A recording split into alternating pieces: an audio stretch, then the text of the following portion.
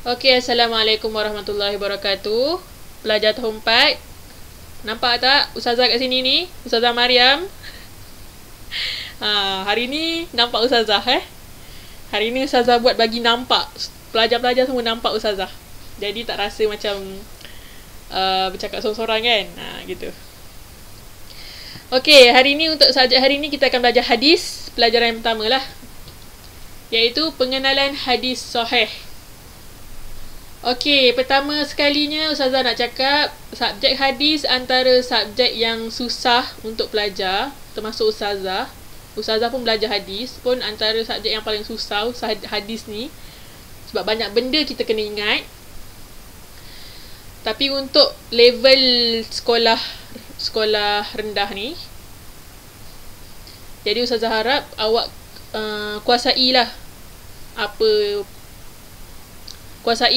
subjek hadis ni dan fokus apa yang Ustazah nak sampaikan. Okey, pengenalan hadis.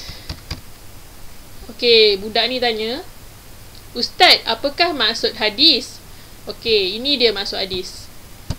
Sila highlight, sila gariskan. Maksudnya benda ni penting lah untuk awak. Hadis bermaksud setiap ucapan, perbuatan dan pengakuan yang disandarkan kepada siapa? Kepada Nabi Muhammad sallallahu alaihi wasallam. Bila Ustazah kata Nabi Muhammad sallallahu alaihi wasallam, kamu pun selawat ke atas Nabi Muhammad sallallahu alaihi wasallam. Cara salawat sallallahu alaihi wasallam ataupun Allahumma salli ala Sayyidina Muhammad. Okey, macam tu. Sebab orang yang paling kedekut ialah orang yang bila dengar nama Nabi Muhammad, dia tidak berselawat ke atas Nabi.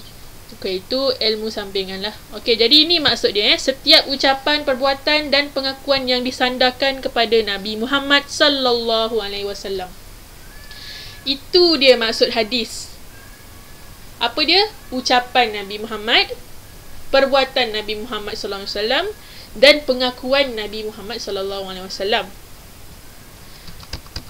Hadis juga dia bukan ini saja, ada juga dari segi sifat fizikal Nabi Muhammad SAW. Nabi Muhammad selalu pakai baju macam mana, itu juga dikira hadis juga, sunnah. Ataupun akhlak Nabi Muhammad SAW pun sama, kita ikut sunnah dapat pahala. Okey, hari ni kita akan belajar tentang hadis sahih. Apa tu hadis sahih? Ni pengertian hadis sahih. Hadis yang bersambung sanad, diriwayatkan oleh perawi. Perawi yang macam mana? Adil, dhabit, tidak syaz dan illah. Banyak perkataan baru dekat atas sini Banyak perkataan baru. Jadi Ustazah pinjam ni sikit untuk jelaskan kat awak. Ustazah yakinlah yang kamu pun tak tahu maksud-maksud benda-benda tadi yang Ustazah sebut. Jadi yang pertama ialah sanad. Sanad adalah rantaian perawi untuk sampai ke matan hadis. Matan hadis adalah teks hadis. Hadis tu sendiri. Perawi, orang yang meriwayatkan hadis. Contohnya Imam Bukhari, Muslim. Pernah dengar? Itu perawi hadis. Okey, sanad ni orang-orang yang menyampaikan hadis. Contoh ni, contoh hadis ni. Yang warna merah ni adalah sanad. Sanad daripada siapa? Daripada Umar bin Khattab. Okey, matan hadis yang ni. Matan hadis. Ni, teks hadis ni semua matan hadis. Ni matan hadis. Yang warna biru ni adalah perawi. Itu dia maksud dia. Sanad, matan, perawi. Ini 3 benda basic dalam hadis Jadi awak kena tahulah. Okey, hadis sahih ialah yang bersambung sanadnya, diriwayatkan oleh perawi adil, dhabit, tidak syaz dan illah. Bersambung sanadnya maksud dia apa? Sanad dia ni, sanad hadis ni bersambung sehingga ke Nabi Muhammad sallallahu alaihi wasallam. Itulah baru dipanggil hadis sahih. Okey? Contoh macam hadis tadi bersambung tak dengan Nabi Muhammad sallallahu alaihi wasallam? Sampai tak? Sampai aku mendengar Rasulullah SAW bersabda. Okey, jadi ini adalah hadis sahih. Perawi dia Umar bin perawi dia sanad ni Umar bin Al-Khattab perawinya. Jadi Umar bin Khattab ni adalah sahabat Nabi. Dia perawi yang adil, dobit dan tidak syaz dan illah. Jadi hadis ni adalah hadis yang sahih. Riwayat Bukhari dan Muslim. Perawi dia Bukhari dan Muslim pun orang yang ulama hadis yang fiqh, yang tidak diragui, yang mahir. Itu maksud dia untuk mencapai hadis yang sahih.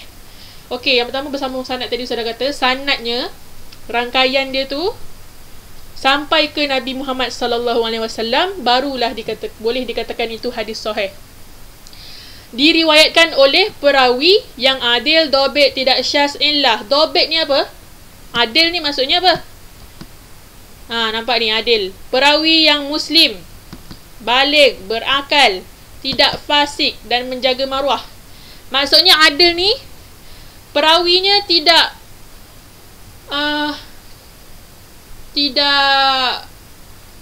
selalu melakukan dosa kecil. Dosa besar ke dosa kecil, kurang maksiatnya. Menjaga maruah, menjaga amalan-amalan, itulah perawi yang adil. Muslim, Islam, baligh, berakal. Orang gila bukanlah perawi, tak boleh jadi perawi. Apa contoh perawi yang tidak adil?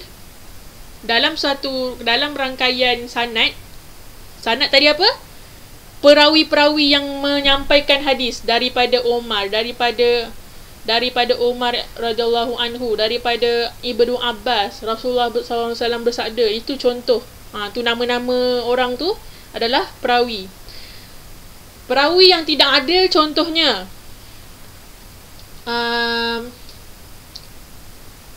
contoh ada satu kisah ni di mana Imam Bukhari ni siapa? Imam Bukhari ni orang perawi hadis, ulama hadis.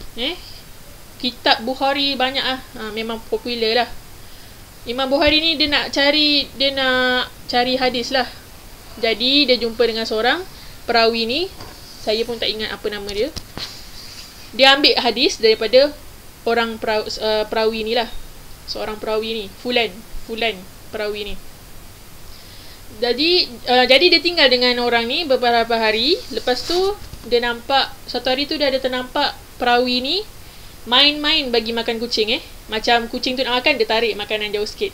Kucing tu nak makan, datang makan, dia tarik sikit makanan jauh. Disebabkan itu je Imam Bukhari ni dah kategorikan perawi ni sebagai perawi yang tidak adil. Sebab benda-benda gitu, perawi yang adil ni dia kena jaga betul-betul, jaga amalan dia, jaga hubungan dia dengan manusia, dengan haiwan, tidak melakukan dosa-dosa kecil. Fasik tu lah, yang suka melakukan dosa-dosa, yang suka bermaksiat. Itu maksud perawi adil. Dobit ni apa?